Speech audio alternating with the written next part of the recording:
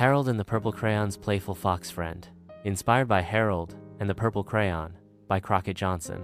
One moonlit night, Harold decided to draw a brand new adventure. With his trusty purple crayon, he sketched a winding path that spiraled into the sky like a candy stripe. But as he stepped onto it, his crayon slipped squiggle and drew a tiny, wiggly creature by accident. "G'day, mate," chirped the creaturey purple fox with floppy ears, a crayon, drawn tail, and a cheeky grin.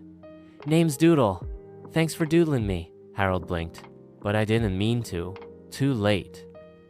Doodle snatched the crayon and drew a bouncing trampoline that launched them into a sky full of jellybean stars.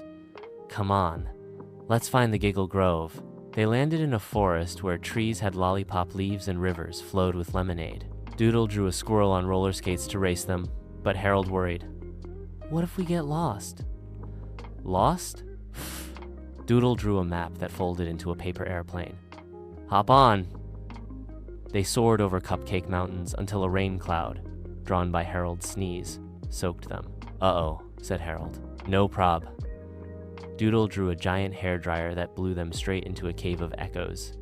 Harold's whisper, "Hello," turned into a polka dot butterfly.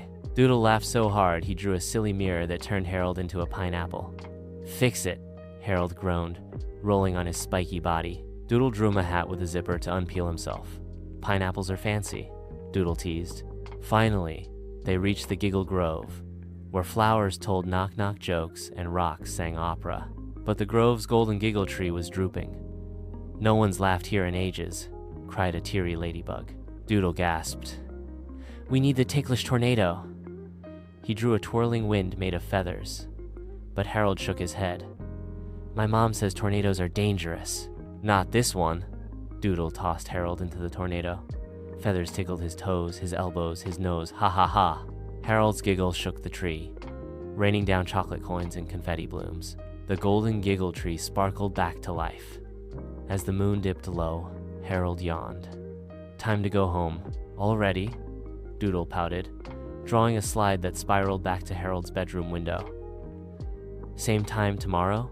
Harold climbed into bed, clutching his crayon. "Only if you stop turning me into fruit." Doodle winked, drawing a purple door on Harold's wall. "Adventure's always a doodle away, and if you peek into Harold's room at night, you might see that door glowing and hear a fox's laugh echoing through the stars."